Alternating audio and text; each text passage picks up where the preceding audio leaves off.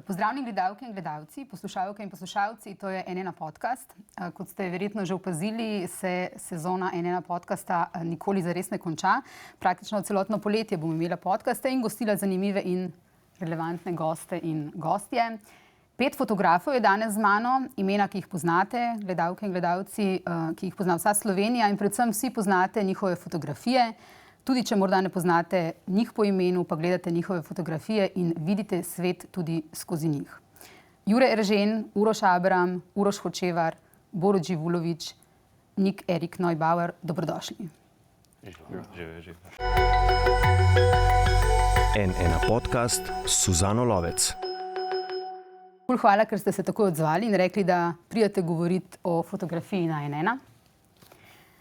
Najprej pa pojasnilo. Povsem slučajno je danes tukaj 5 fotografov, tudi fotografinje so bile vabljene, odlične fotografinje imamo v Sloveniji, ampak tako je naneslo, da so dopusti in neodložljive zasebne stvari so uletele, ampak jeseni in pozimi bomo imeli še en podcast za podobno tematiko in takrat bo spet priložnost. Zdaj pa k vam, dragi gosti. Vsi ste torej znani fotografi, vaša dela so nagrajevana, spoštovani ste, fotografije vaše vidimo v časopisih, revijah, v drugih medijih, tudi v knjigah in na razstavah v eminentnih institucijah. Borut Živulović, tebe je vsa Slovenija spoznala, še tisti, ki te prej niso, ko si bil napaden v izgredih na protestih konec leta 2020, ko si opravljal svoje fotoreportersko delo. Zdaj, tip te je napadel, izgubil si zavest, razbita ustnica, del brade, poškodovana čeljust, operacija na stomatološki kliniki. Vsi se tega še dobro spomnimo, držali smo pesti zate. Vaše delo je včasih torej tudi nevarno in kako se ti spominjaš tega dogodka? Jaz se v bistvu tega spomnim zaradi tega, ker smo bili toliko izpostavljeni tem protestom. Vsak dan je bilo, vsak teden je bilo in v bistvu je bila tukaj tudi malo moja napaka, da se je to zgodilo zaradi tega, ker sem bil malo preveč navajen vseh izgredov, vseh protestov, vse nič ne bo, ker je mogoče bil dobra lekcija za čisto vse fotoreporterje, da vedno se lahko nekaj zgodi. Zdaj, jaz se spomnim tega dne, da se je začel tako normalno, smo šli delati protest, se nič ne bo. Smo se začeli z metanjem flaš, z policaji, ki so grabili protestnike, policaji, ki so nas porivali v en koridor, na kar so bila jaz pa kolega Aljoša Kravanja na eni ulici, ne spomnim se točno, katera ulica je bila to, kjer so fotografirali glih en majhen konflikt med policaji pa protestniki, ki so policaji uporabili pepper spray. In pol so se obrnili stran, mi da so tam fotkala, na kar je ta človek skočil name, me brcnil, me udaril. Eden od protestnikov, brcnil, udaril, sem izgubil zavest, preletel na tla in to je bila zadnja stvar, ki se v bistvu spomnim tistega večera. Tako da zbudil sem se pol na urgenci v Ljubljani. A greš od takrat dalje, kdaj s cmokom v grlu? Ne, zaradi tega, ker v bistvu imel sem bolniško 2 meseca od takrat, da se to vse normalno približno zacelilo. V bistvu ta prvi dogodek, ki sem ga delal, direktno po dopustu, so bili ne izgredi, ampak ki so praznili tovarno Rog.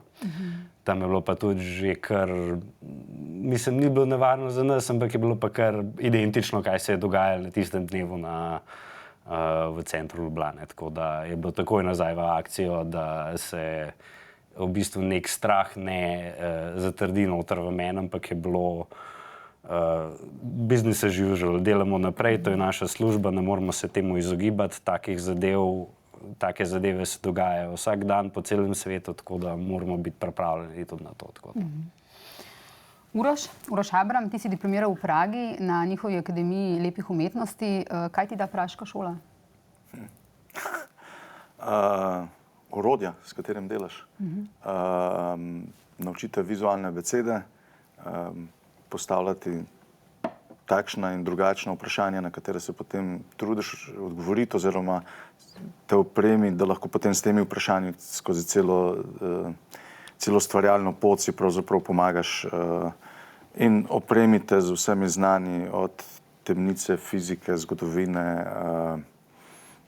pač razumeš fotografijo oziroma dati neko orodje, s katerim lahko potem pripoveduješ zgodbe. Potem je pa od vsakega posameznika odvisno, ali je zgodba zanimiva, ali je dober v tem pripovedovanju in tako naprej. Si pa razstavljal že tudi v Narodni galeriji, šlo je za te tvoje umetniške portrete, ne? Kreativne portrete. Kako so nastajali oziroma koliko je tvoja ideja, koliko pa to ideja portretirancev? Recimo spomnimo se, ne vem, Katarina Stegnar z odsekano glavo oziroma z odsekanimi glavami, Urška Menard Zavbo, Klemen Janežič, ki izgleda kot iz Dalijeve slike. Kako so potekali oziroma kako so nastajali? Ja, ta rubrika ima kar dosti posebno oziroma unikatno zgodbo tvorjenja, ker zelo izhajam nekako iz tega, da je to dialog. Če delamo portret, je to vedno uporabim podobo nekoga, ne. Tudi pravimo, da nikoli ne vidimo fotografije, vedno vidimo motiv. In potem takem se probam s tem motivom dogovoriti, mogoče brainstormati, kakšno idejo, kaj narediti na ta način, oziroma predvsem poslušati portretiranca. Ker na ta način se izognem repeticiji, na ta način se probam izogniti potem tudi temu, da bi projiciral svoj pogled na poklic, na tega posameznika. In ko dobiva skupaj neko idejo in jo razvijava, potem jaz najdem neko estetsko rešitev, tehnično rešitev in v dialogu potem to tudi skupaj poslikava. Tako da na nek način portret ne samo moj, ampak na splošno portret nikoli ni delo samo posameznika, ampak je vedno stvar dialoga. Jure Eržen, ti si med drugim razstavljal v Cankarjevem domu, veliko si hodil po kriznih žariščih po svetu, še posebej veliko z novinarjem Boštjanom Videmškom v preteklosti. Objavljal si ne le v Sloveniji, ampak tudi v tujih medijih, Le Monde, Newsweek, Financial Times, Le Figaro. Ampak če grem na tisto obdobje kriznih žarišč pa vojn, kako je priti domov in imeti v glavi slike, v bistvu, ki so postale fotografije, ampak hkrati tudi slike, ki niso nikoli postale fotografije, si jih pa ti videl? To je zdaj že tako daleč, da se že malo ne spomnim oziroma seveda. V bistvu je tako, da zdaj večkrat skoraj rekel, jih nosim, ali pa bolj se zavedam, da jih nosim s sabo, ali pa da sem jih prinesel nazaj iz teh vseh placov, kjer smo bili, kjer so bila, kar sem takrat v bistvu jih imel naložene, ne, da sem jih videl, da sem jih čutil, ne. To so res stvari, ki so mi v bistvu tudi govorili tam kolegi, rekel starejši reporterji, s katerimi smo pač bili tam, se pravi, po dalj časa, po tedne. In so govorili točno te stvari, ki jih jaz takrat seveda sem slišal, ampak nisem točno razumel, kaj to pomeni. Tudi to, kako v takih situacijah, kako pokrivaš, rekel, konflikte ali pač vojne in tako. In je točno to, ne, drž se nazaj, glej druge, ne delati neumnosti, pa narediš, kar lahko za svojo varnost. Potem pa itak pač delaš kot novinar, seveda, se pravi, v bistvu ti si fokusiran na neko zgodbo, na to, kaj boš naredil, zakaj boš naredil, kaj bi bilo boljše, kaj bi bilo slabše, zakaj on to dela, zakaj ti tega ne, ali tako naprej, ne. Tako da na to vprašanje, ki si ga postavlja, če zdaj še vem, kaj si mislila, pol bi tako rekel, da te slike pač nosiš s sabo in ti, ja, skozi jih, rekel, usmerjajo, rekel, mene, tako v vseh pogledih. V bistvu. Boštjan Videmšek je bil lani tukaj v podcastu skupaj z ženo Zmajo, ko sta napisala knjigo, je o tem obdobju njegovega oziroma vajinega življenja in dela rekel, da to, da si dober vojni poročevalec, si takrat, ko se ne sprašuješ ali pa se ne smeš več spraševati o naslednjem dnevu. Torej pride neko obdobje, ko se začneš v življenju tudi spraševati o naslednjem dnevu. Ja, sigurno. Bolj se začneš. Ne? Prej bi samo zato preživel, da bi to pa to dokončal pa naredil. Ne? Pol se pa mogoče vprašaš večkrat, kaj bom pa zdaj naredil. Zakaj pa je to vredno, ne? Pač pelati naprej ali pa še kaj drugega delati razen tega. Ne? Ja, mislim, ne vem, jaz sem v bistvu spoznaval stvari, rekel, tukaj in zdaj, ko sem to delal, ker se nisem za te stvari nikoli tako odločil, rekel, niti približno za naprej, ne? Nisem rekel, delal tega, da bi šel v fotografijo že iz srednje šole, da bi šel, ne vem, na faks in te stvari, ne, tudi srednje, ne, in tako fotografije. Vse meni se je, rekel, zgodil, ne. Šel sem v temnico, tako kot je prej Uroš omenil, v temnico se mi je kar tako malo. Meni je bila fotografija leta in leta samo to, temnica, neka ta magičnost nekih rdečih luči, pa malo vode, pa malo razvijalca, pa malo tako, pa ta von, ne, pa malo amonijak, pa tako naprej. In to je bila meni fotografija in zaradi tega sem se zaljubil v to in to sem hotel delati. In potem so mi rekli, da ne boš to delal, boš šel na teren, boš slikal, ne. In meni je bilo to tako, ne, nočem, ne. Jaz bi to malo tako, pa tako. Res mi je bilo tako pravljica, no. Ja. Uroš Kočevar, diplomiral z naslovom Estetika krutosti, vojna fotografija ob koncu stoletja. Koliko krutosti prenese ena fotografija? Ali pa koliko krutosti prenese naš pogled? Koliko krutosti? Veliko. Ja, kolikor je gor, ne, tako da to je, kolikor je spravimo skozi to, ne. In zdaj je pa res, da smo čedalje bolj na nek način imuni na to. Čedalje več prenesemo, ampak pa tudi čedalje lažje, ne. Zdaj, zanimivo je to, da kaj nas zares premakne, je v bistvu dejansko, ko vidimo, da se nekaj zgodi enemu otroku, ne. Takrat to je edino, kar nas premakne. Se pravi, ta motiv otroka je edino. Vse ostalo, ne. Smo pa zdaj že, jaz mislim, da smo že tako daleč prišli, ne, da smo že zmožni svojega soseda gledati, kako se mu nekaj dogaja. Se pravi, to zdaj v narekovajih soseda, se pravi nekoga, ki je tukaj blizu, ne, iz prvega sveta, ne. Ker včasih je bilo, želodci so super delali, ne, ko smo gledali tretji svet, kaj se tam dogaja, ne. Nobeno ni bilo slabo, ne. Zdaj nam pa počasi že niti ni več slabo, dostikrat kakor opažam, ne, kaj se pojavlja, koliko daleč gre, kaj se tudi objavlja v medijih včasih, da gre vse skupaj že tako daleč, da vseeno bi mogoče kdaj ročno potegnil, pa da bi kakšen razmislek bil odzadaj, ne. Ampak tukaj pa že drug problem, ne. Urednikov fotografije ni več, pa tako naprej, ne. Tako da imamo Premisleka? Ni premisleka, te kritične distance ni več nobene, ne. Tudi že fotografi, fotoreporterji včasih bi mogli mečken več, ta neka mlajša generacija, mogoče malo več razmišljati o tem, ne.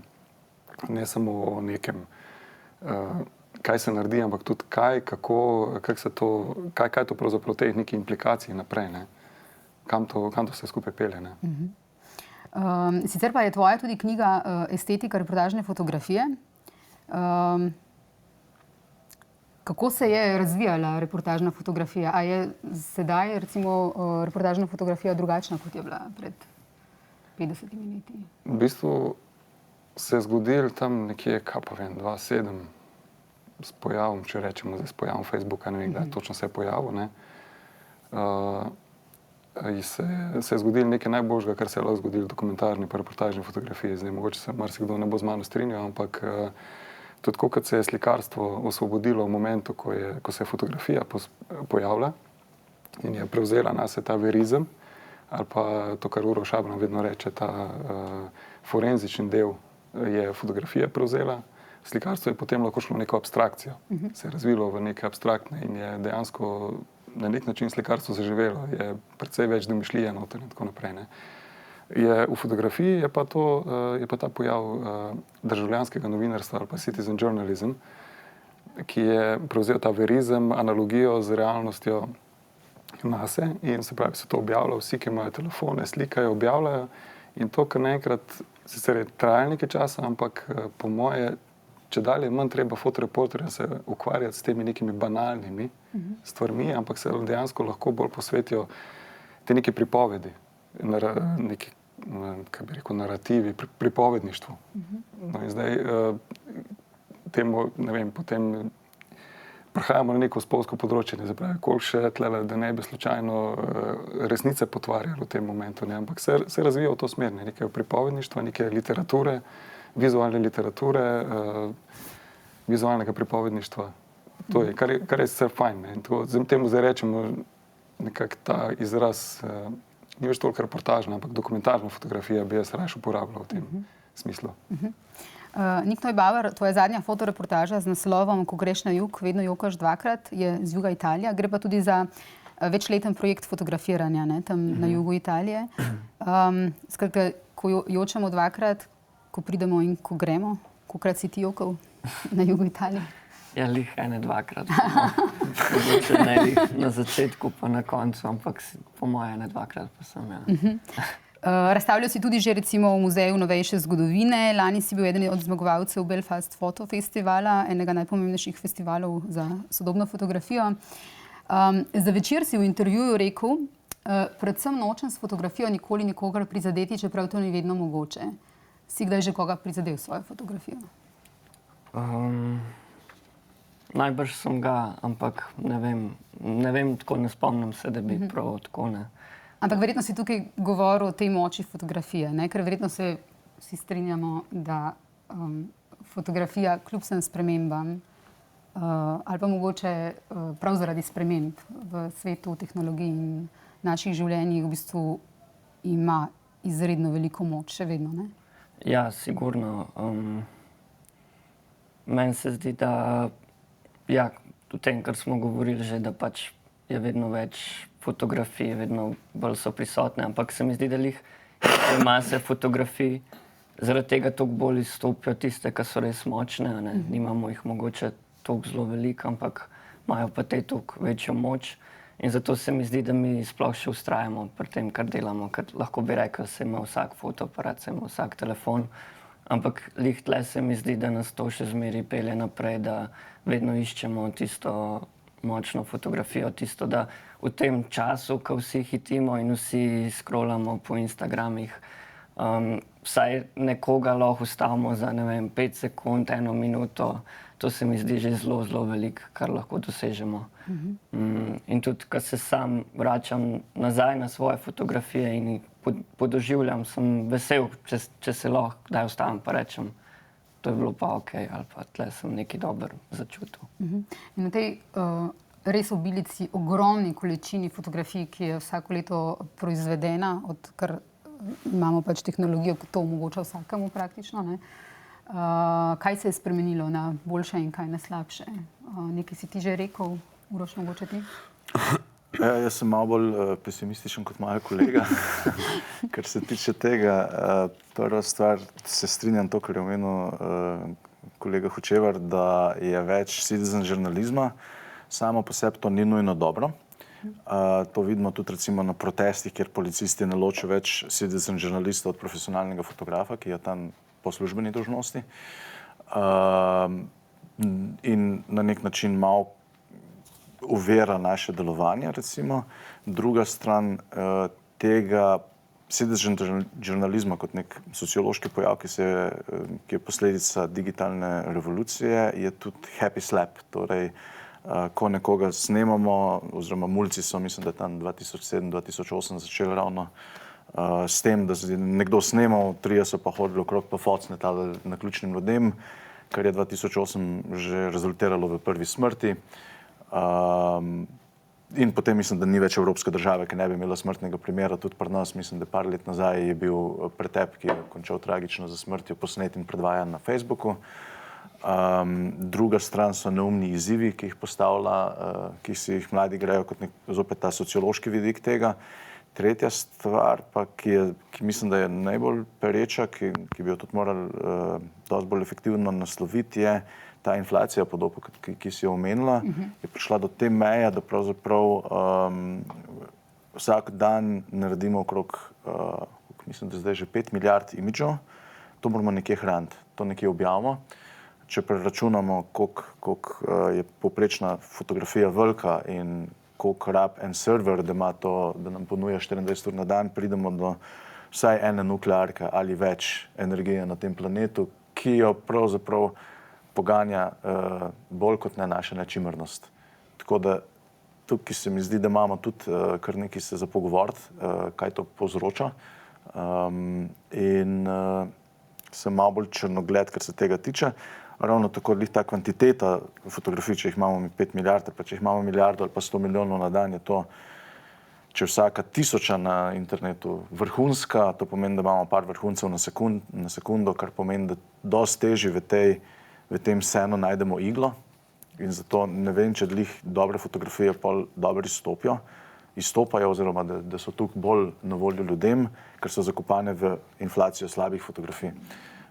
In je zopet bolj, kdo te naprej porine, kje se pojaviš, so druge platforme. Res pa je, da po drugi strani tudi fotografi, ki objavljajo, oziroma uredniki različnih agencij, novačijo nove fotografe za svoje agencije in za svoje projekte prek Instagrama. Tako da se je tudi klasične poti, prek katerih so se do zdaj profilirali dobri fotografi in se razlikovali od povprečnih lastnikov kamer, je to ta meja zdaj zabrisana, zato recimo temu nesramno samo promocijo. Torej ta množica podob, ki jih vsak dan proizvedemo, koliko dobrih podob vidimo, več dobrih podob ali manj dobrih podob zaradi tega? Kaj mislite vidva? Jaz mislim, da glih tako ni prav pretirano več, ker moraš res, kot je Uroš rekel, pač iglo v senu najdeti. Plus s tem Instagramom pa to, mislim, najdeti nekaj res dobrega na Instagramu je zelo težko. Prideš na kakšne res dobre fotoreporterje, ampak to večinoma ali fotografije, ne vem kaj to so, ampak to so večinoma časa že vzpostavljeni ljudje, ki že dolg časa fotografirajo, ki že dolg časa so nekako na tem. Mislim, zdaj Nik je ratu nekako zvezda pri nas, zdaj zadnje par let z njegovimi fotografijami, tako da oni mogoče pri nas en izmed teh igel, ki se je najdla v senu iz po dolgem časa, nekaj ven je prišlo, tako da ampak nasplošno pa mislim, da je fotografije so dobre od kakšnih ljudi, pridejo dobre ven, ampak jih najdeti pa uporabiti še posebej v takem majhnem medijskem prostoru, ki ga imamo mi, je zelo težko. Zaradi tega, ker pri nas je Slovenija enostavno tako majhna, tako da nekako da se najdeti nekaj res dobrega ven iz tega, pa nekako promovirati to, da boš ti lahko preživel s to fotografijo, je še toliko težje, kot nekje z drugimi večjo populacijo, da ti res lahko preživiš samo in izključno z delanjem fotografije ali pa fotoknjig, pa to moraš res biti izjemen z temi fotkami, tako da. Nik, tako kot je rekel, ti si kar ena zvezda med mlajšimi slovenskimi fotografi. Ja, si pa rekel v intervjuju za Večer, med epidemijo sem fural tudi volt in razvažal rastline in če sem iskren, me je to, kako poteka delo dostavljavca, tudi zelo zanimalo. Torej, da hodiš od vrat do vrat, opazuješ izraze ljudi. Zame je bila to dobra izkušnja. A ti to, da ni enostavno postati dober fotograf, v bistvu pomagalo pri tem, da si postal dober fotograf? Ja, meni se zdi, da mi je, ja. To, da sem dostavljal, mi je bilo res nek tak med korono, ko ni bilo toliko dela. V bistvu sem si vedno želel to delati in to je bila super priložnost. In v bistvu lih tako, kot pristopaš s fotoaparatom v neke čist naključne situacije, med naključne ljudi, se podobno zgodi med dostavljanjem stvari. In tudi, če je to nek tak čist kratek uvid v življenje nekoga ali pa v nek prostor, kjer živi, se mi je to zdelo kar fascinantno. Prejšnje vprašanje pa bilo, če je težje. Če je težje v bistvu videti oziroma naleteti na dobro podobo v tej preobilici podob, ki včasih je običajni državljan, da tako rečemo, posnel fotko na rojstnem dnevu, pa ko si nekam šel, pa so bili albumi, drugače smo pa gledali izjemno kvalitetne fotografije v časopisih in tako naprej. Drugače je bila. In ta demokratizacija, v kateri Uroš sicer izpostavil dobre plati te demokratizacije, dostopa do fotografije ali pa delanja fotografij, ki je prinesla tudi neke pozitivne momente, je po drugi strani, verjetno tako kot Uroš pravi, ima tudi slabe plati. Ja, se strinjam, ampak se mi zdi, da tudi ko rasteš kot fotograf skozi svojo kariero, skozi svoje izkušnje, si tudi ti veliko bolj izbirčen, kaj je za tebe dobra fotografija, tudi do sebe. In to se mi zdi dobro, ampak je pa malo tako nadležno, zato ker težje najdeš inspiracijo in potem te mogoče res neke malo drugačni pristopi, malo bolj sveži, mogoče tudi od nekih mlajših fotografov ali pa čist nekih drugih umetnikov celo navdihujejo za tvoje delo. Tako da vse ima svoj plus in minus. In se mi zdi, da to, da se moraš včasih potruditi, da najdeš neke stvari, ki te inspirirajo, ni nujno vedno slabo. Jure, Uroš, mogoče, ko smo mi malo starejša generacija od njih, a vidva recimo opažata to razliko, če se spomnite nazaj na začetke vajine kariere v tem, kar smo govorili. Se to v bistvu plastično občuti, ta preobilica, skratka demokratizacija na področju fotografije, hkrati pa preobilica nekih, kot je rekel Uroš, tudi večina teh podob je slabih oziroma ne prispeva k ničemer, samo k naši načinnosti. Mislim, mene to, kar si prej rekel, ne, sej Instagram, Facebook, jaz sploh na Facebooku nisem, na Instagramu sem samo zato, da gledam druge stvari, pa nekaj fotk sem gor dal, ker sem rabo enkrat portfolio naložiti, da so ga videli nekje, ne. Pa še to bi moja dol pobral, če bi se mi sploh dal ukvarjati s tem, ker to je eno navadno smetišče, ne. Da smo si nejasni. Ne. Ampak verjetno se pa tudi biseri najdejo, recimo nik. Samo je na Instagramu. Ne, ampak je navadno smetišče, vse v smeteh vedno najdete, marsikaj. Smeti so meni vedno bile zanimive, ne. Tudi celo edina nagrajena fotka, ne, ki je zdaj prej rekla, da smo nagrajevani, ne.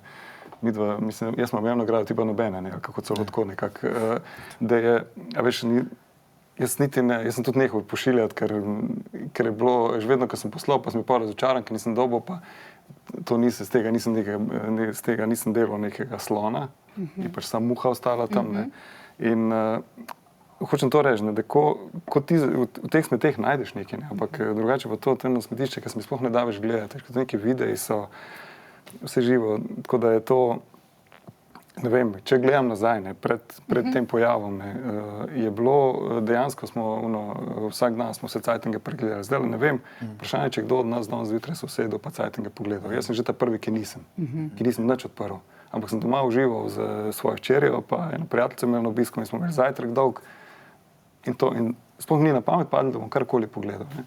Zaradi smetišča? Mislim, ne vem, tudi ko grem gledat, recimo časopise, to, ko smo se prej pogovarjali, ko sem prej rekel, ne, problem je v tem, ker nimajo urednikov in potem pride tudi kaj objavijo gor na spletnih straneh, bi mogli ful več delati na tem, se pravi, ful več razmisleka bi moglo biti tudi zadaj nekdo, ki je usposobljen za to, se pravi, da to ponudi.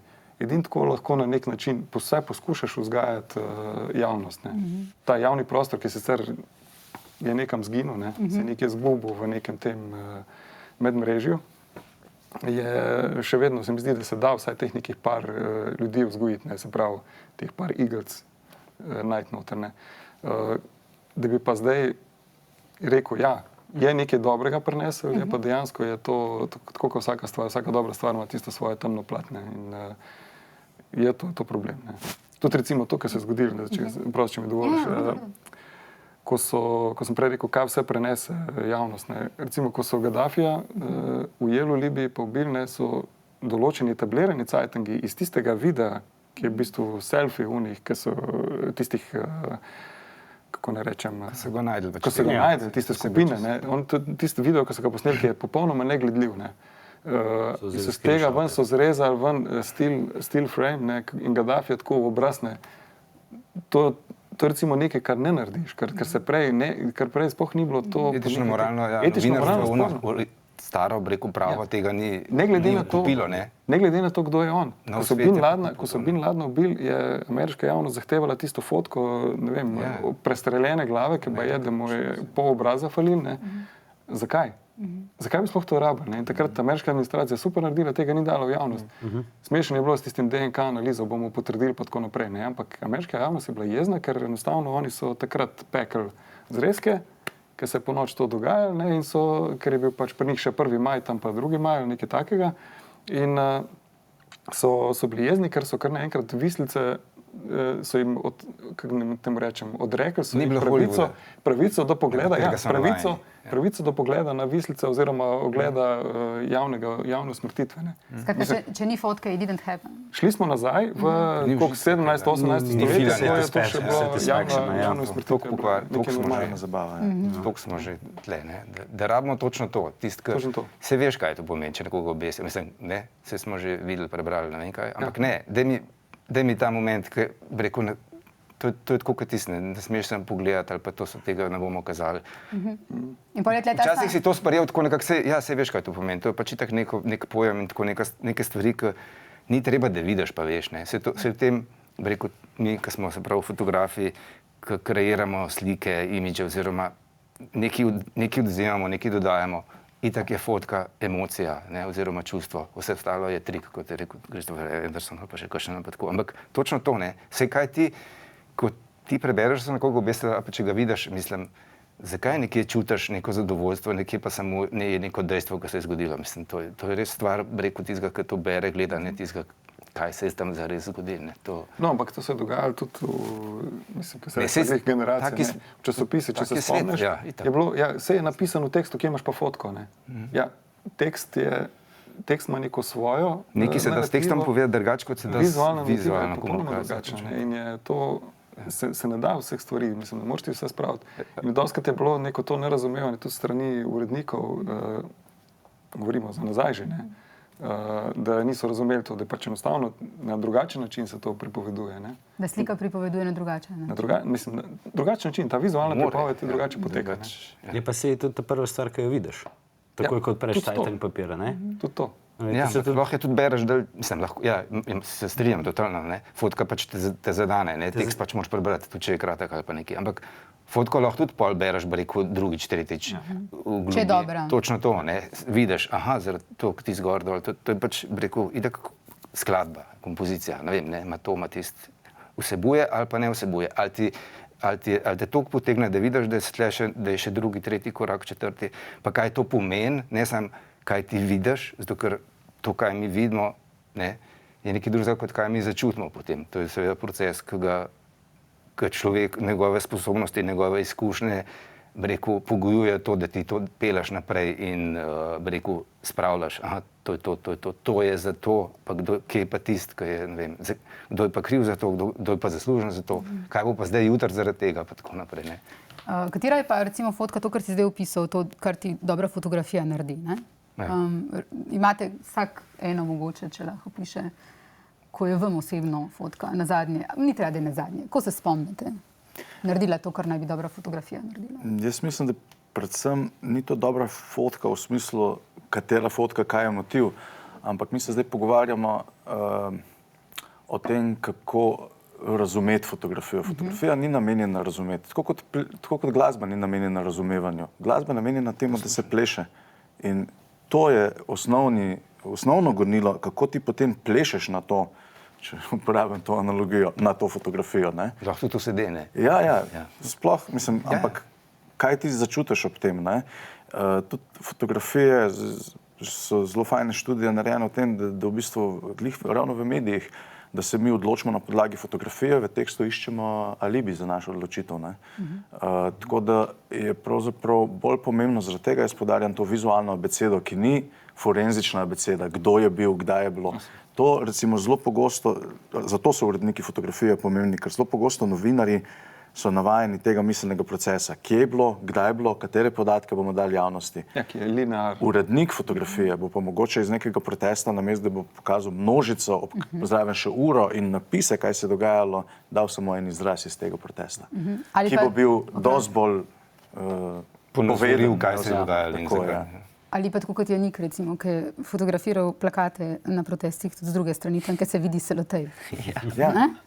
Ja, sem problem je to, da urednik tega ne bo naredil.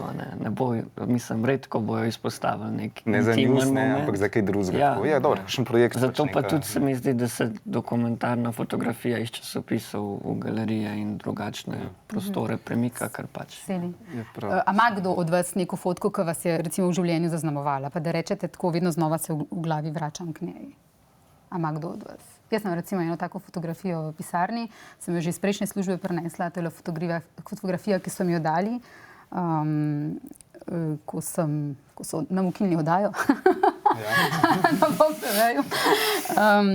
Je fotografija v bistvu množice, begunske množice, dež pada, črno-bela fotografija je. In v tisti množici se v bistvu edini, ki zre v aparat, je v bistvu en otrok, mali otrok. Ne. In tako mi je tak Oči, ali je, pač tiste to. oči in mi je ta opomnik, v bistvu, Si zakaj sprejela, to delam. mislim, te je vsekala. Ja, me je vsekala, ja. To je to. Veš, pa smo pri simbolu otroka, ki sem ga Ja, prebral. res je. To je Res vedno, je. ja. Ki zmer premika. Ja. Skratka, da ti si prej rekel, ne, da v bistvu tisto, na kar trznamo, je samo še otrok, ne, da druge stvari nas manj se dotaknejo. Da smo vajeni gledati. Imaš spet še na mnenje? Ja, trznemo samo kaj posledica tega. Mislim, zdaj trzati zgolj zato, da trzaš še malo tako. Ne? Zdaj, če gledamo zgodovinsko, deklica, ki je tekla pred Napalmovo bombo, je povzročila kulturno revolucijo v Ameriki oziroma spodbudila flower power gibanje in tako naprej. Recimo, ne. Če govorimo o kozjanski deklici od Jocota, je povzročila, da se je konvoj tovornjakov odpravil humanitarne pomoči na Kozjansko. Ne. Dan danes objavljamo fotko dečka Ajdna, ne. Pač ne trznemo. Ne. Smo pa popolnoma razburjeni, če bi slučajno zraven tega dečka videli nago dojko ali pa kaj podobnega. Ne, ne jaz sem nekaj drugega imel v mislih, jaz sem recimo med Alan Kurdi, ki so ga najdli na obali v Turčiji, ne, in takrat, recimo, ko se govori o begunsko krizo omenila, ne, takrat se šele premaknejo, da so vse, a se res? A se? Ja, takrat so se šele začeli pogovarjati, sploh Anglija se takrat zganila, pa tako naprej. Vsaj pogovarjati so se začeli, nekaj se je zgodilo, što o tem jaz govorim. Sej, lej, jaz, da se mi razumemo, jaz sem ta prvi, ki prav, da to, ko so, ne vem, sploh ameriški fotografi, zelo radi fotoreporterji razlagajo, kako oni vse vejo, oni vse razumejo, oni točno so predvidevali, rešujejo.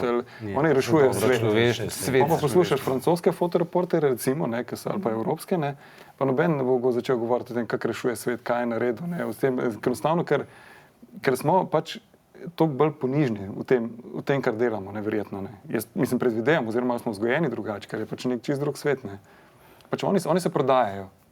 Zdaj se pa ne vem, a se mi ne znamo prodajati, pa pač upamo na nekaj, da se bo nekaj zgodilo, ali kaj. To zdaj tebe sprašujem. Mi imamo ministrstvo za kulturo, oni ga nimajo. No, evo, okej, si rešil. Pa tudi, ko gledano, ne, kar se tiče delanja z zunanjimi agencijami, ne, pa to, pač kar se tiče nas še posebej, ne, mi smo neka mala, mehna država na robu Balkana, kar se tiče njih, ko nas je, če bom grdo povedal. Ne. Nisi dovolj napredan. Nismo dovolj pomembni, zaradi tega, ker vsaj z mojih izkušenj, kar se delanje z večjimi agencijami in delanje za večje agencije, tudi lepe štorije ali karkoli, če ni zraven neke krvi, smrti, kultur šoka, nekaj jih redko kdaj zanima. Ne, že te protesti, ki so se pri nas dogajali z dneva v dan, ne, je bilo treba res biti unta velik, ki je bilo, ne vem, 50,000 ljudi na Celovški cesti, ki so hoteli iti na obvoznico, ki je bil top, še takrat jih je zanimalo. Ne, tako da je moglo biti res nekaj ogromnega za naše pojme, da je to sploh približno zanimivo za njih, ne? Kar se tiče zunanjih večjih medijev. Ne? Tako da to je pač, mogoče tudi zaradi tega mi nimamo takega, to, kar je Uroš rekel, ne? Da se ne prodajamo toliko zaradi tega, ker vedno, ko pridemo nekam v kontakt z njimi, pa se pogovarjamo z njimi, pa jim probamo ponuditi nekaj, ne? Je vedno, vi ste z Balkana. Tradicija je vedno zaznamovala neko to. Tako da če pogledaš tudi večina te večjih agencij, ne, vse se je odmaknilo ven iz Balkana. Nimajo ne redakcij, nimajo ne novinarjev, nimajo zaposlenih fotografov, imajo tako, kot sem jaz, stringerji, ne, ker smo pač on call. Takrat, ko nas rabijo, nas pokličajo, pa kaj naredimo. Ne. Tako da, če tudi klelemo v ta zadeva. Ne, to ni sam Balkan, to je globalna zgodba. Globalna zgodba, ja. Ni denarja. Generacija zunaj balkanske vojne je šla počasi gre v penzijo. Ne? Ja. Tako da. Ja, to je tudi. Mislim, oni ne obstajajo zato, da bomo mi delali, ne? Ja. Pa tudi, rekel, ti, kot fotograf ne delaš zato, da boš prodal, ampak delaš zato, ker hočeš delati. Ne, tako, a veš, se štekam, kaj misliš, itak, ti imaš pač te izkušnjo in zdaj, rekel, agencijsko, verjetno, da nimam ben od nas tako, ne. Ampak tako, mislim, v osnovi jasno, da nikoli tudi pred 50 leti ni bil New York enako Ljubljana ali pa Beograd, ali pa da bi nekoga zanimali, tudi, rekel, ali pa Zahodna Evropa, a veš, kakšna juga ali pa nekaj, ne, ampak okej, ti pač zaradi tega ne rečeš, se mi nasplača se mi iti na teren. Ne bom fotograf, zato ker sem pač, veš, ker sem Slovenc, ne.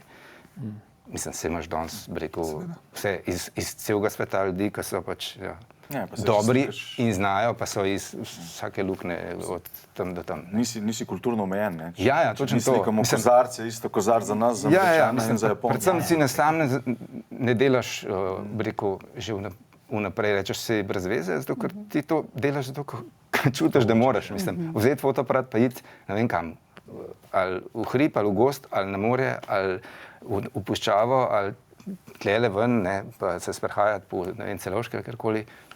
Zato, ker tako, moram iti, ne. Mogoče nisem niti pritisnil, ali pa niti, ne vem, ampak Šel sem. Če ne bi šel, bi bil pa, ne vem kaj, bi bil pa živčen, naprimer, ne, mislim, bi bil pa slabše volje. A ves čas jemljete aparat s sabo? Telefon. Telefon? Samo Ne, jaz ga veliko Ja. jemljem. Ja. Ne? A ja, telefon imaš? Ja, če že. V bistvu jaz, odkar sem nehal delati za Delo, sem se zelo tudi precej večkrat vzamem s sabo tako, in tudi recimo doma kaj naredim. Ne. Kar prej Nekaj stvari, ki jih prej nisi videl? Kar prej mi je bilo tako neka taka, ne vem, pač bilo je toliko enega pritiska in razmere so bile take, kot so bile, ne. Jih pustimo, so šle. Je verjetno tako neka Asociacija na firmo, na del v službi. Ja, jaz imam tudi za časopis imam svoj fotoaparat, za vse ostalo pa je 6-7 drugih, recimo na film, mali digitalni foto, mislim, mobitel in Skratka, za službo in za recimo, svobodo. v teoriji, no. Pač sej ni to grozno delati za službo, sam je pa drugačen. Okay. Kaj pa so recimo neke težave, s katerimi se srečujete fotografi v tem času in prostoru? Recimo ustanovljen je bil ta aktiv, ne? Tako kot si ti prej rekel, potem, kdo bo o tem povedal? Po tem napadu v bistvu nate? Po mojem. Ja. Bom je začel, pa Okej. Uroš si igra nadaljeval. V bistvu zgodilo se je tako, da je ravno takrat, ko je bil ta napad se zgodil, smo imeli poroto za Watchdog na Društvu novinarjev Slovenije in sem spomnil pač na koncu rekel, so se z Urošem že prej pogovarjali, sem spomnil kot predsednik porote rekel, da se mi zdi, da je to naša moralna dolžnost, da to ustanovimo, začnemo, da to je edini prostor, kjer smo nekaj skupaj in smo takrat vse skupaj postavili, smo se samo postavili in zato, da smo v bistvu pripeljali do te točke, da smo lahko fotografom ponudili, da izvolijo vodstvo tega aktiva oziroma ljudi, ki bojo ta, kako ne rečemo. To je aktiv fotoreporterjev in fotografov pri Društvu novinarjev, ne? V okviru Društva novinarjev Slovenije. Zaradi tega, da tam je pač domicil, oni poskrbijo za vse tisto, kar bi mi, mislim, da bi nam odleteli že v osnovnih stvarih, teh pravnih, finančnih in tako naprej, ne? In oni pač skrbijo za to, da to štima, mi pa za vsebino, ne? Tako da tle smo takrat, jaz, Uroš pa Rušt, koliko nas je bilo 7, takrat smo to začeli. Katja Goljat, Luka Dakskobler, Borslana. Ja. Pa Miško je bil, ampak Miško pole ni. No, Sodeloval, ampak ja. Tako da to smo spravili pač v življenje, zdaj smo pa pred takimi parimi kar velikimi izzivi, ne, ki je tako, in je fajn tudi zdaj, ko je novo izvoljen ta, kako se reče že, izvršni odbor, ne, je da tako, da imamo neka druga znanja, smo dobro noter, ki jih prej nismo imeli, ne, tako da se lahko premaknemo naprej. Boš kaj dodal, Uroš? Bo. Ja, mislim, to je posledica, da smo to naredili, ne. Razlogov je bilo pa, recimo temu, 40 let pasivnosti fotografske srenje. Pač ni bilo nobene kolektivne organizacije, totalen razpad sistema, poklic pravzaprav, če smo čisto iskreni, roko na srce, ni več poklic, ampak je neka amaterska dejavnost, ki mogoče parim posameznikom omogoča životarjenje dejansko od tega, zelo redko kdo, da dobro živi.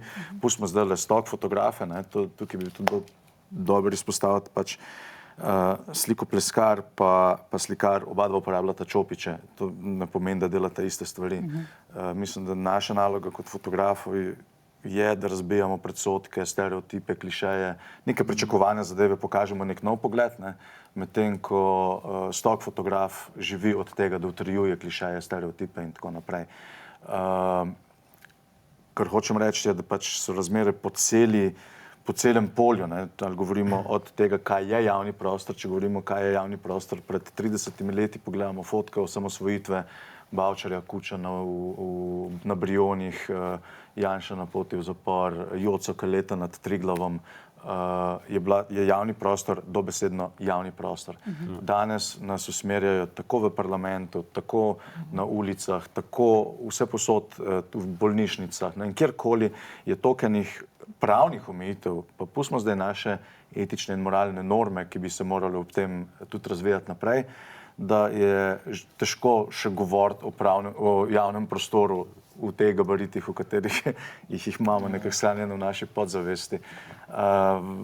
Razvrednotilo se je popolnoma cena same fotografije, delovanje fotoreporterja, ki dobi granitno kocko v Lobanjo, ki je faše, solzivc in tako naprej. Delo represivnih organov se je v zadnjih parih letih izrazito pokvarilo, na čemer zdaj delamo in se pogovarjamo tudi z policisti, kako do tega ne bi več prihajalo. Da v bistvu ni več poklica fotografa. Tone Stojko, ki je legenda med fotografi in je desetletja fotografiral proteste, je v bistvu prvič doživel solzivec v taki obliki v obraz, torej zdaj, na koncu svoje kariere ob protestih tle v Ljubljani. Mislim, da težko rečejo, da ga niso, skoraj težko rečeš, da ga ne prepoznaš, ker zelo hitro hodi na proteste, ker je majhen in on je to ugotovil enkrat v Pragi, da enega fotografa videl, da je zelo hitro, bi rekel, to bom pa jaz tudi, ampak vedno malo hitro je v bistvu legenda. Pa vsi jo uporabljamo. Ja. Vsi jo uporabljamo. Sem jo posodi, če rabim. To ne, lahko sam se, Tako da, in pol ne more reči, da je so tisto opremo, da ga niso prepoznali, da je po moje šlo za... Mislim, ampak, čeprav policija trdi, da v tistem oni niso mogli prepoznati, mi smo pa nazaj trdili, da pol ne znajo svojega dela upravljati.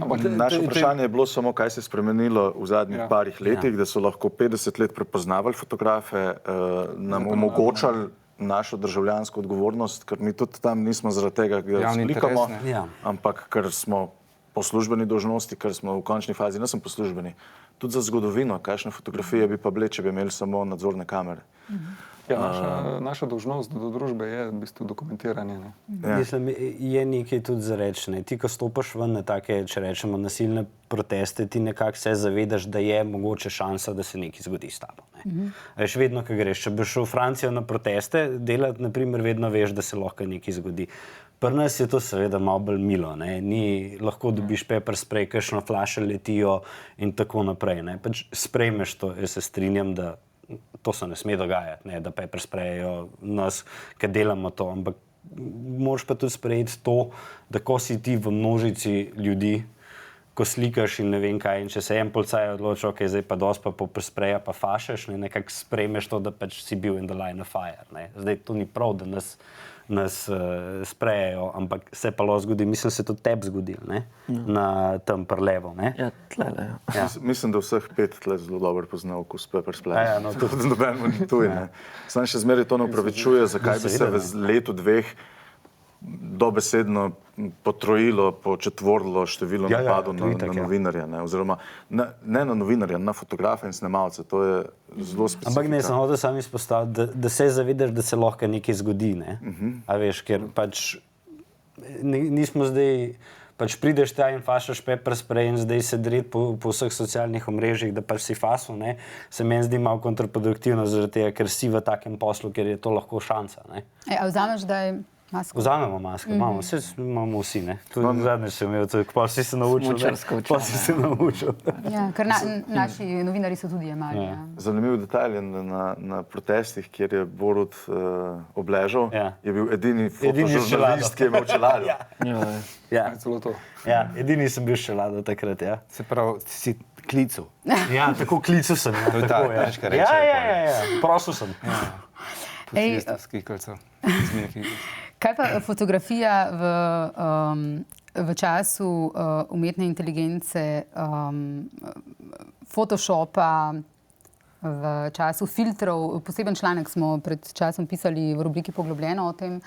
Kako doživljate v bistvu te spremembe, ki so v bistvu zdaj velika večina teh smeti, kot si ti rekel, oziroma te preobilice fotografij, ki jih vidimo, je v bistvu na tak ali drugačen način obdelana. Kako pri tej recimo novinarski fotografiji, žurnalistični fotografiji, dokje je obdelava še dokje ne? In kaj sicer tudi mislite o tej smeri v bistvu uporabe filtrov, umetna inteligenca, v bistvu ta prihodnost? Niko. Jaz bi rekel, da obdelava v smislu odstranjevanja elementov nekega retuširanja obraza absolutno ni sprejemljiva nikoli in nikoli ne bo. Zdaj uporaba teh orodij za neke ilustracije je lahko čisto ok, če se zelo jasno napiše, da je to ilustracija, da so bila uporabljena ta orodja. In v tem smislu se mi to ne zdi nič slabega. Tako kot smo imeli že toliko enih revolucij skozi čas fotografije, je to še neka stopnja, ki bo mogoče zelo vplivala, mogoče malo manj. ampak tako, kot smo šli iz analogne v digitalno in ko so prišli telefoni, ko so prišli filtri, Photoshop, tako pač prihajajo tudi ta orodja. In se mi zdi, da pač je na nas in na uredništvih, da so iskrena pri tem, kar delajo, poštena in pač vsak mora imeti svoje etične standarde. Ne? To je osnova, ko začneš delati in se ukvarjati z dokumentarno fotografijo. Ker je verjetno vaše prvo vodilo, tako kot novinarsko, neka resnicoljubnost. Ja. In se mi zdi tudi s tem, ko prehaja v galerijske okolja, dokumentarna fotografija, to nikakor ni izgovor, da se te standardi opustijo, ne? Še bolj jih je treba poudariti. In ja, tako da je treba pač biti moralen. Nekaj si ti že rekel, Uroš, o tem goloti in nasilju, o tem razmerju v bistvu. Nekaj se nam zdi blazno nesprejemljivo. Po eni strani recimo vsaka dojka je zakrita ali pa preganjana pri goloti recimo, po drugi strani pač neznosna krutost ali pa vse, kar se objavlja ali pa si mediji želijo, da bi objavljali. Kje je zdaj tle ta meja in zakaj taki dvojni standardi? Ali so to dvojni standardi? Ne, dvojni standardi nedvomno so. Zdaj, če ne znaš otroku razložiti, zakaj se imata dva človeka rada, zakaj je golo telo tako, kot je, ne razumem, kako lahko razložiš križanje Jezusa in tako naprej. Tako da tukaj ne moramo govoriti o neki doslednosti, bolj so to neki ideološki trki, ki imamo pač socialna mreža, ki izhajajo, katerih sedeži so v Združenih državah, imajo na pogled golote zelo bistveno bolj problematično pozicijo do same golote in pa zelo neverjetno toleranco do podob nasilja. V končni fazi vse te podobe na debato, ki smo jo že prej imeli, sem se spomnil citata iz Hotel Ruande, kjer grejo snemalci domov, ko posnamejo vse te masakre in prav lastnik hotela, odlično, da boste nesli te posnetke v svet, na kar mu snemalec odgovori, ja, ljudje bodo pojedli večerjo, ugasnili televizor in šli spat. Torej, postali smo, mislim, podobe nimajo več tega aktivističnega, tega, da bi pognali. Tudi če motivirajo, ostanemo še vedno pasivni, ne gremo potem zaradi podobe na ulice. Nima reakcije, nima v tem neposrednem smislu, kot je mogoče večina mladih fotografov naivno misli, da bo z neko močno fotografijo pa naredilo neko družbeno revolucijo. Kar se pa golote tiče, smo pa tudi v bistvu ravno s tem, ko moramo v bistvu čuvati na vsak moment, na vse, kar pokažemo, v bistvu nam potem tudi vse, kar uide skozi, torej, ko pa končno vidimo nek nipelj, je predmet popolnega poželenja, kar je tudi absurdno. Dokler je svoboden na nudistični plaži, verjetno noben ne pomisli teh misli, zaradi tega, kar je vse na voljo. Tisto, kar nas motivira, je tisto, kar je prepovedano. Tako da iz tega vidika mislim, to je en vidik, drug vidik seveda vsega tega je pa tudi današnji čas. Smo bistveno bolj senzibilna družba, bistveno bolj politično korektni. Zgodovinsko gledano, večinoma akt fotografije so bili motivi ženske, bili so v podrejenem položaju. Vprašanje, kaj se vse je dogajalo, vse dogaja in tako naprej. In tudi pri sami reprezentaciji, roko na srce, ko se pogovarjamo o aktih, se ne pogovarjamo o moških aktih, se ne pogovarjamo o homoseksualcih, mi se pogovarjamo izključno o predvsem o beli mladi ženski. In iz tega vidika seveda je tudi sama ta reprezentacija zelo pogosto potencira nek recimo temu nek spolni predsodek, da ne bom izrazil šovinizma, ampak sam format, recimo moški so skozi zgodovino bolj kot likovne umetnosti upodobljeni stoje, so pokončni, klicaji, medtem ko ženske so vedno, tudi če stojijo, je format ležeči, torej daje neko pasivnost in tako naprej. Tako da tukaj je, se mi zdi tako, zelo velika diskrepanca. Čemu pa pripisujete to, kar je Uroš prej razlagal, da v bistvu je včasih na neko fotografijo imela neko moč ali pa je družbo pognala neka fotografija v resnične spremembe, to, da smo ne samo bili zgroženi, ampak da se je tudi nekaj zgodilo, da pa je tega zdaj, čeprav tebe razumem, manj. Kje recimo? Škrat je bilo glih na Palmovo deklica, omenjena prej. Ne. Takrat je bila družbena klima že pripravljena na to, to je bil sam še tisti povod. Ne. Tako kot smo mi, to je bil povod, da so Boruta napadali, je bil to povod, da smo mi ustanovili, pa da smo se povezali. To so pač te Gavrili principi, ki naredijo nek moment, ne, da sprožijo to. Ne. Se pravi, mora vsa klima biti prej, sama fotka ne bi nič naredila. Ne. Ampak klima, če je vzpostavljena, je tako. Tako kot recimo, če gremo zdaj na aretacijo Janeza Janše, ne. Smo se glih zanj pogovarjali. Ne. Fotka, ki je tudi Tone Stojko rekel, da je čisto za nič fotka, ampak je rekel, je pa prišla takrat v tisto družbeno klimo, padla je. In je dokument tistega časa, tistega trenutka, ne? Tistega trenutka, ki je takrat v bistvu sprožila, da je javnost rekla, aha, v bistvu gre za res. Se res, nekaj se bo zgodilo, ampak šele takrat, ko je to televizija, kar je bilo takrat nezaslišano, televizija Ljubljana, takrat objavila to fotografijo. Ne. Pa ni to dokument, ampak je bolj simbol. Simbol, ja. Simbol. Ja. In to recimo, zdaj to so te neki momenti, nikoli se ne more zgoditi neka sprememba samo zaradi ene fotografije, enega posnetka, ampak mora biti klima se mora že prej oblikovati. Ne. Zdaj pa tega javnega prostora ni in se ta klima dejansko nima kje oblikovati. Teh mediatorjev je cel kup in smo zgubljeni med tem. Ne. V bistvu vsak objavlja vsak dela svoj časopis, če tega v narekovajih, noben ga ne bere. Tudi svojega ne prebere. Se pravi, gremo v čisto atomizacijo družbe, ki bo vsak sam in noben, mislim, jaz ne bom pogledal, kaj je Uroš naredil, ne bom pogledal, kaj je Jure naredil. Simbolično, ko se zapiramo vase in potem vsak posameznik pa manjša družba, več širša družba. Ampak vam pa ne pridemo, se ni potrebe. Vsi tako vemo, da je brez veze. Vsi vemo, da je brez veze, ja. In ta zginjene družbe, bi se to zanimivo, da je Jürgen Habermas že v svojem doktoratu leta, mislim, 76, ne bo Mladen Dolar mogoče popravil, ampak mislim, da je tako, da je takrat napisal že to zginjene, on je že pisal o tem zginjenju javnega prostora leta 76. Tako da... A se kdaj zgodi, da ob nekih dogodkih recimo, da se med sabo pogovarjate, tle so pa šli uredniki čez mejo, ali pa to pa ne bi smeli. Ali je to neki, ta meja, ne, ki se jo ne prestopa, ali pa po kateri se hodi, pa se jo kdaj prestopa, a vas bode vsakič, vas kot fotografe, govorim za fotografijo, ne za besedilni del medija. Prvi problem pri tem vprašanju je, da se ne moramo pritoževati nad izborom urednikov, ker urednikov ni. Torej, novinarji izberajo fotka. Ja, zelo velikokrat je problem.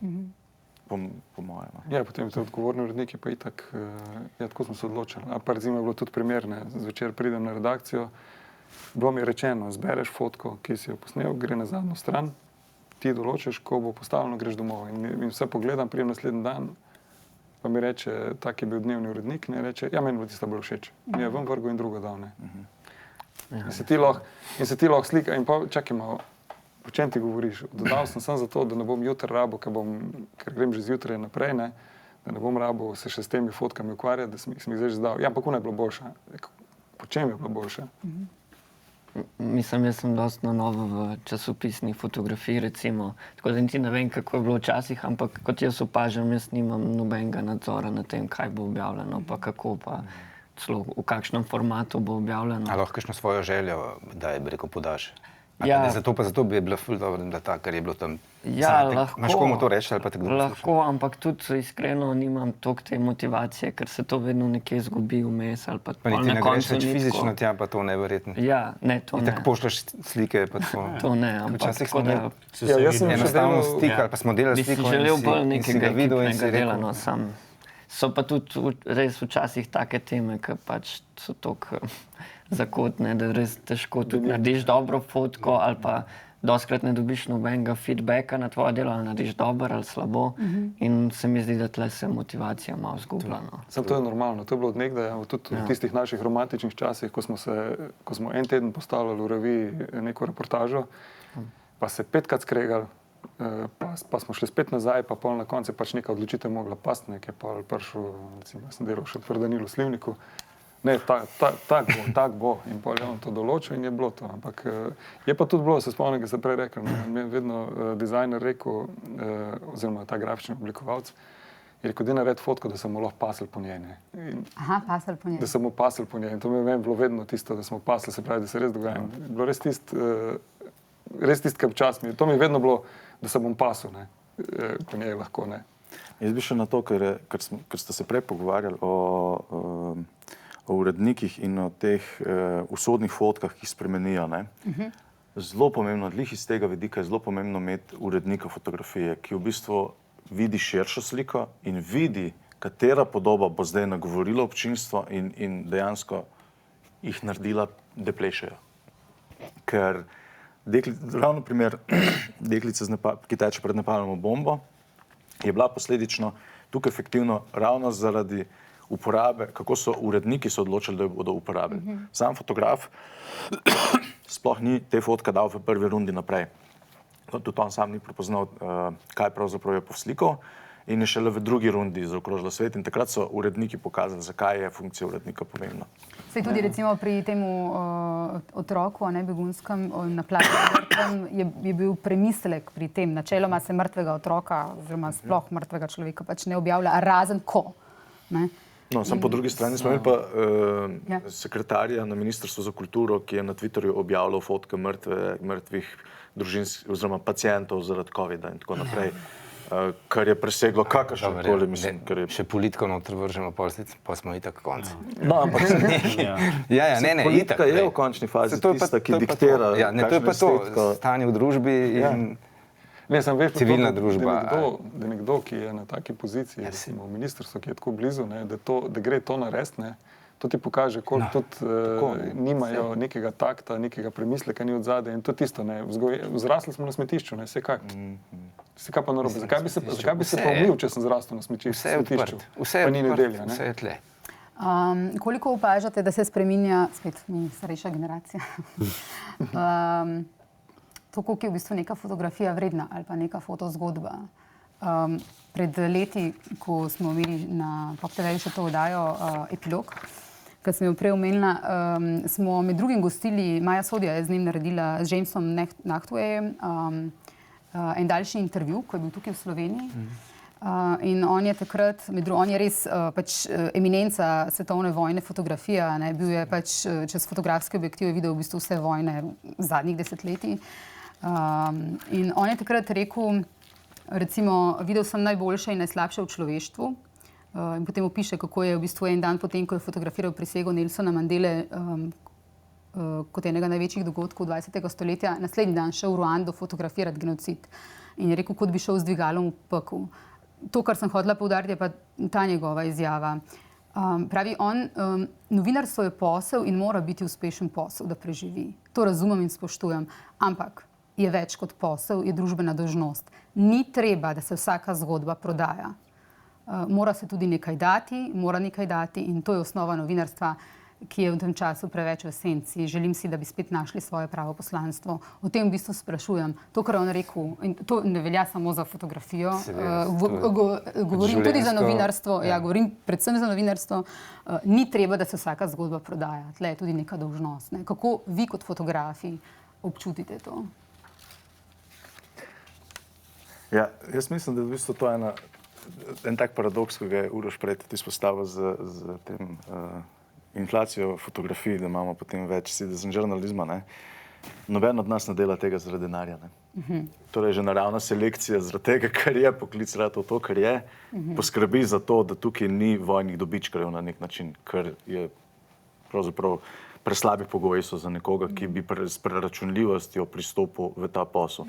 Če se že s tem ukvarja, potem so tu druga področja, ali je to advertising ali pa kakšne dosti bolj donosni žanri fotografije, kot pa dokumentarno, reportažna, novinarska fotografija, ki je premalo, mislim, pri cenah, ki jo dosega, moramo vedeti, da tudi, hvala Bogu, posledica tega, ni to samo jamranje, pa koliko je slabo, posledica tega je tudi to, da nimamo paparacov.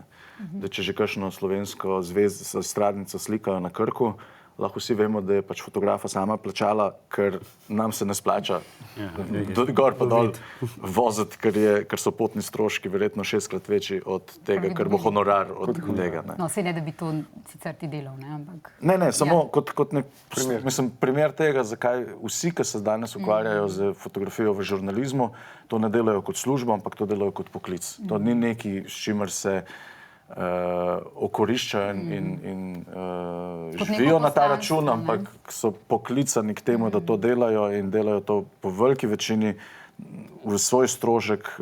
V veliki večini mi ocenjujemo, da je to pravzaprav to, kar delajo fotografi za takimi budžeti, kot so, da je v bistvu subvencioniranje novinarskega poklica nasploh. En tak primer je Borut Kranjc, ne? Ja. En tak primer je Erik. En tak primer je... Ne, ampak recimo Borut Kranjc je tako ime, ne? On to že leta in leta, ko sem ga videl, pa sem rekel, zakaj se zjutraj so se srečali, zdaj zvečer spet, pa in to iz dneva do dan, pa že zjutraj sem videl, da nekje bil, pa sem zvečer delal, ne? Ne, on je vedno bil na vsem. Ne. Je rekel, ne, to se mi zdaj pomemben in jaz sem šel.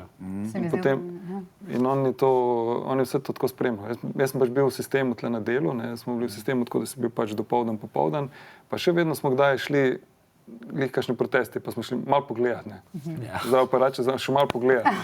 Ampak čisto nič ti ne bi bilo treba, ne. Ampak greš pogledati in potem tudi daš fotke. Ne.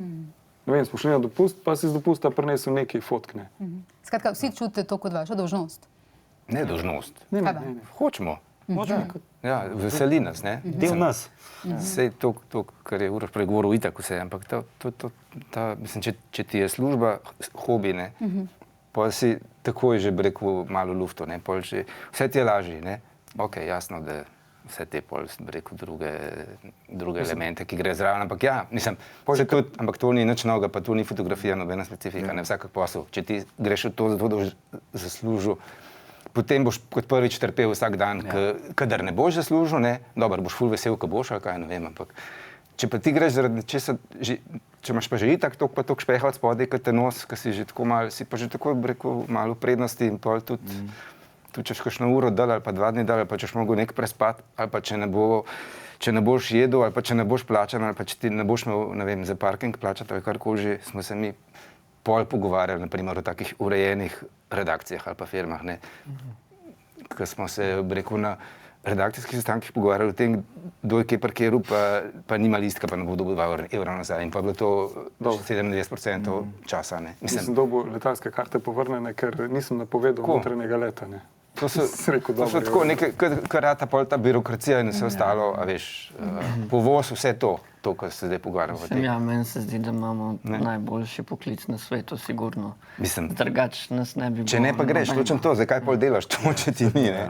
Ampak ja. Pogoji so pa res, mislim, v novinarski fotografiji je to res toliko nizko, da si težko predstavljaš, no. Jaz osebno polovično delam za časopis, polovično pa vse ostale stvari, tudi komercialne, ampak v njih lih tako uživam, jih imam za izziv, ampak je pa dejstvo, da brez te druge polovice meseca bi težko preživel. In sigurno Jaz si ne predstavljam, rekel, te občudujem v tem cajtu, če mi prestavimo malo nazaj, pa jaz pač starejši posameznik, ko sem začel, pa tako, ko je bilo to, točno to, takrat so pa ljudje govorili, mater, kako boš ti dobro službo, ne, v bistvu, skozi nekam hodiš, pa, ne vem, svet boš videl, pa še plačajo ti, ne, pa še verjetno ti ful dobro plačajo, če greš, se pravi, neke take stvari delati, ki so navarne, pa tako, ne. To je tako, kada si v bistvu privilegiran, ne? Kdo ti to urihta, oziroma, ne? Kaj se nekaj znaša, se piše? Imaš veze. Imaš veze. Somali. Tako, in pa res totalno, mislim, pa nismo imeli plač takih, tako, ne? Ampak si spoštovan, ja, ampak tako, ja, bilo je se zato tudi toliko malo mladih. Tukaj recimo zelo poveden podatek je, ne, v novinarstvu, tudi pri vas v hiši si lahko verjetno to preverite, koliko imate fotografov na plači, pa koliko imate novinarjev na plači, ne. Fotografi so po naših anketah našega članstva, jih je samo 1/4 sprejetih kot del uredništva. Ne samo finančno, da so zaposleni, ampak da jih vprašajo, da se spoštljivo dogovarjajo. Medtem kot novinarjev je, mislim, da 4/5 redno zaposlenih. Fotografov je torej 3/4 freelancerjev.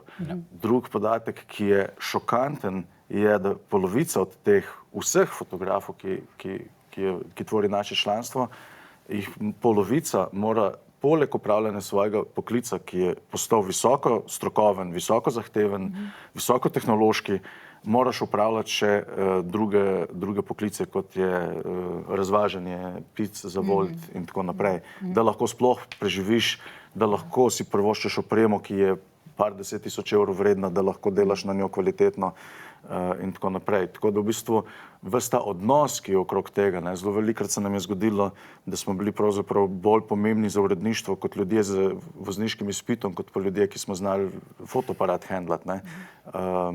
Med nami je malo šala, da smo pravzaprav zreducirani na pametna stojala in da ko bomo imeli pametne drone, ki ga bo lahko urednik poslal slikati neko tiskovno konferenco, bomo popolnoma nepomembni. Čeprav v praksi se vidi, da pravzaprav da smo mojstri izražanja in prinašamo neizmerne surpluse v kvaliteti medijev, s katerim sodelujemo. To smo eni zelo vidni ustvarjalci presežnih vsebin. Nismo pa ljudje, ki se znamo dobro artikulirati in znamo dobro argumentirati naše pozicije in zato se v bistvu je izrazito individualen poklic. In posledično smo popolnoma nemočni proti našim organiziranim profesionalnim sogovornikom. Sam medklic, pri nas so vsi člani uredništva, tudi snemalci, ki so pri nas tudi fotografi, redno zaposleni. No? Odlično, čestitke. Ker jaz vem, da so snemalci in fotografi. Tako, je pa specifičen, ker je digitalni medij. Tako je, res je. Tukaj sem se hotela navezati, tukaj si rekel, da ste atomizirani oziroma, kako si rekel, zadnji stavek? Individualizirani. Nik, ti praviš, lepa misel je bila to, ko opazujem druge fotografe, vidim, da so dobri dokumentarni fotografi navadno ljudje, okoli katerih se ne praši. Malce introvertirani so, a hkrati carski in topli. To so redko ljudje, ki bi nase navlekli ogromno pozornosti. In točno tako ste, a ne? Je dober Nik tole povedal? Ja, ne sebe, svoj občutek dal. Ne, mislim, moram kot mlajši fotograf tudi iskreno povedati, da ko sem na terenu, da jaz sem si predstavljal, ko bom vstopil v ta svet reportažne fotografije, da bo to ful borba za pozicije, pa tako pa... Ampak da so prijazni. To je ful kolegijalno, povsodno in ne vem, tudi Borut je ful prijazen do mene.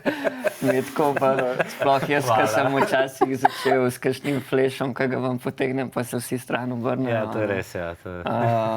Tako da jaz se mi zdi... Govorimo o tem, da ti tudi čez dan pač v fleš uporabljaš, ne? Ja, včasih, ja.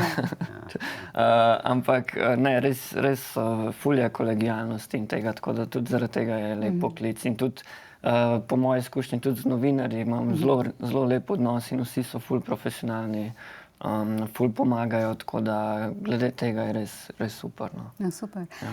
No, mi, ko smo starejši in smo se srečevali na, recimo, že pred desetletjem in več, 2 desetletji na teh tiskovnih konferencah, čakali pred vlado ure in ure pred parlamentom in tako naprej na mrazu in na vsem možnem.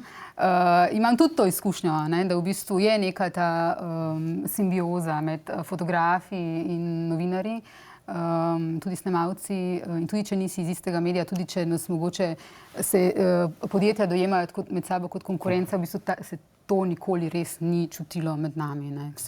Imate tudi vi to izkušnjo? Ne? Ja, mislim, glavno, jasno, da so tudi primeri, ampak... No, so primeri, tako kot vedno, ja. Ne, pa se smo na istem, točno to.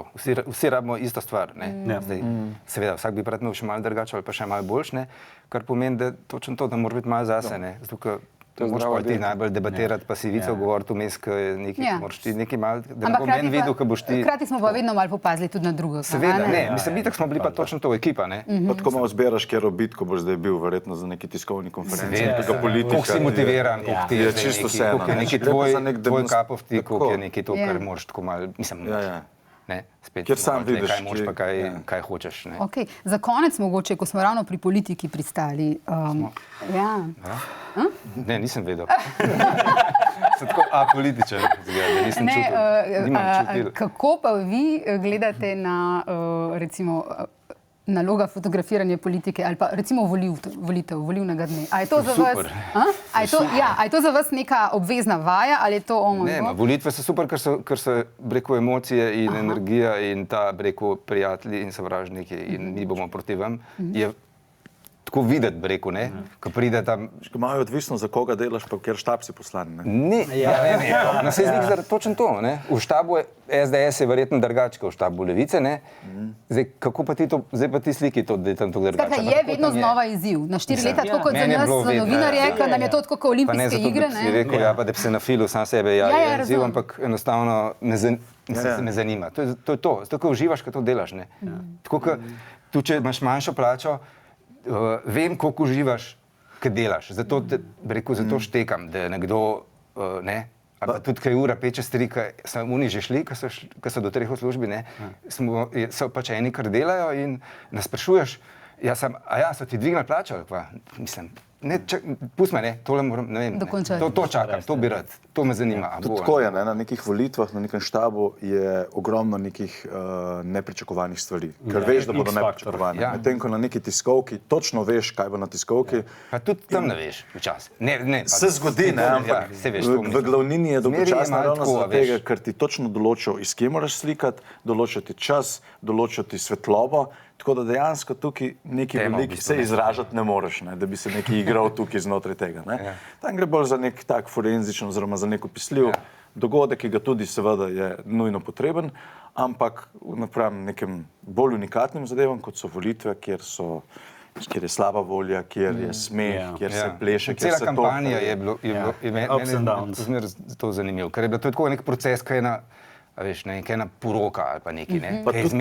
Nekaj se ve, pa se malo ne ve, pa bo tako, pa kdo bo tle izskočil, pa kdo bo tam priletel, pa kaj bo nepričakovano, pa kdo se spotaknil, pa mislim, tako hočem reči. Medkampanjski sled, ki se je... Zmeri nekaj, na predsedniških, ki se je Logar skoraj ob Voranca Vogla ker je na sredini bil med vsemi. Ja, ko ste se rokovali, on bil vmes. Ja, on bil vmes. Se mi zdi, da... To je življenje, to je točno to, kar mi delamo, veš, to hočem reči. Pa ljudje so, ne? Verjetno reporterji, mi delamo... Tam v bistvu PR-ovci nimajo dosti... Kontrole, ne? Nimajo nadzora. Oni hočejo, ampak ne morejo prinuiti. Se v volilnem letu javna površina odpre. Kaj vse je javnost, ne? In kaj vse je možno. Ja, ker potem ali pa sploh odvisno od kjer vlade, se kar naenkrat ta javna površina je zelo omejena, ne? Ko so po volitvah, pridite se družiti z našimi Pokažite nas, koliko smo fajn pa lepi. Če se prav spomnimo, so na zadnjih volitvah določene stranke organizirale večerje za fotografe in novinarje po soočenju. Korupcija 100 milijonov. Če bi se to zgodilo danes večer, bi verjetno jutro vsi mediji pisali o tem, kakšno vlado imamo, ki je odprta za javnost, se trudi biti transparentna. Nas razume. Skratka, če vas prav razumem, volilni dan ali pa kampanja, cela kampanja je v bistvu za vas fotografi še najbolj zanimiva. Safari. Iz politike. Safari, ja. Ker je v bistvu več svobode v tem, kar lahko iz politike vi s fotko potegnete, ne? Tako. Ja, takrat imamo v bistvu, takrat zaživi politični portret, ne. Ni izveden na propagando, ne, ampak je dejansko takrat lahko to delamo. Ni reakcije na tebe, na fotografa. In to isto, mogoče tudi prej, ko smo se pogovarjali za portrete, pa to se mi zdi točno to. Danes je to, ko ti na ulici slikaš, ne, vsi ti nazaj reagirajo z raznimi, a veš. GDPR. Mislim, mi pa že težimo, breku, od takrat, ne vem, ko sem prvič prišel, ali pa, ko mi je Joco govoril, Žnidaršič urednik, ne delati to, kar ti ljudje skačejo v kamero, pa ko se ti smejejo, pa ko ti tole. Delaj to, kar je, brez tebe, ne. Bod muha, ki ne reagira, ki ne spreminja situacije. In danes je to tudi tudi pri penzionistih, če tako rečem, ne, sem že skoraj sam, ampak vsi ti reagirajo na kamero, ne, nehajo delati to, kar delajo, ne, tam en sladoled prodaja na ulici in ti hočeš narediti to, kako fajn otroku teče, ne vem kaj sladoled dol, ne. Ampak nočejo, da teče. Ampak ko ta otrok vidi, ti začne on nekaj kazati, pa to pa dej ti glej, kad ti imaš že na komovcu 5 kepca, veš, reče, še huje, ko potem fotor prileti, pa te udari iz prve, ker si pedofil, ker si... Ali pa še kaj tazga. Ampak to, mislim, ta reakcija na kamero, to je pa tudi to, kaj ta čas prinesel in ta telefon in... Vsi se bolj skrivajo. Vsi nastopajo skozi. Kako ne dobiš pristnega dogajanja človeka, ki gre, ne vem kaj, ki dela na vrtu, ali pa ki gre na sladoled, ali pa ki sedi na kavi. Vsak ti... Tudi zanimiv moment je, ne, kako so v bistvu svojo načimernost smo zapakirali v zasebnost. Ne. Tisti, ki imajo največ objav, najbolj pizdijo nad nami, kako so slikani na ulici, ko je javni prostor in je šla gospa čez cesto, ne, in preleti vsa jezna, kako sem jo sliko, potem zveš, da je, pogooglaš in vidiš, da ima gospa iz vsakega dneva 200 fotk objavljenih. Torej, pravica do zasebnosti je zgolj izgovor za to, ker nimamo kontrole nad tem, kdaj in kako smo slikani. Kar smo nekako pridobili ta občutek z delanjem selfijev, kjer imamo pač vso to kontrolo. Nadzor nad svojo reprezentacijo. Seveda, ampak zaradi tega selfie ni portret. Ni avtoportret, definitivno. Ne, tudi v kategorijo portreta ga ne moramo dati. Ampak je tudi to zanimivo, recimo, kar sem rekel, je, to po ulici, sem se soočil dvakrat, recimo, dobesedno skoraj s fizičnim obračunom. Ko si ulico fotografiral. Na ulici, to je, in to je, recimo, ful velik problem, ko ljudje mislijo, da nekaj si fotkal, mene pa ne boš objavil, pa gor dol, ne. Recimo, smešen pa je, da recimo nekatere objave na teh medmrežjih, ne, ti ko daš fotko gor, se itak razleti okrog, ne. In jo vidi, po moje, več ljudi, kot je videl v časopisu, ki je stiskan, ne vem, nakladi, tudi če 60 000 je malo. Tako da, pa to je problem. Ljudje sami sebi podeljujejo vloge. Tako hočem zgledati. Ne. Recimo, danes zjutraj sem gledal, ko sta se slikala hči pa ta prijateljica, ne. Kaj vse počnejo? Kakšni so filtri? Gledam, kakšne oči imajo to. Ne. Ja, nek filter jim je neke oči dodajal, to vse na neki ravni igre, pa popolnoma nedolžne, pač nekaj z enim komadom, jaz nimam pojma, ampak kaj vse to mogoče, ampak oni dve sta sebi neko vlogo podelili in sta tam nekaj pele in to pač tako. In dokler, ko pa ljudje ne morejo več kontrolirati svojih vlog, ne, očitno postanejo nervozni, ne. Ker časopis ne bo tistega, se pravi PR njihov, ne bo več na ravni propagande, bo kar naenkrat real life, ne. Tle bi jaz sem dve stvari še izpostavil, zelo hitrica. Prva je, da imamo fotografi dosti manj pravic kot pa potrošniki. Če gremo recimo v BTC, neko trgovsko alejo, ne vem, neko trgovsko središče, dobesedno, če vstopim z fotoaparatom noter, zelo hitro ven pospremljen, medtem ko s telefoni lahko delamo milijone selfijev, pošiljamo, a bi te čevlje kupili ali druge svojim, ne vem, bližnjim, da nam pomagajo odločiti in tako naprej.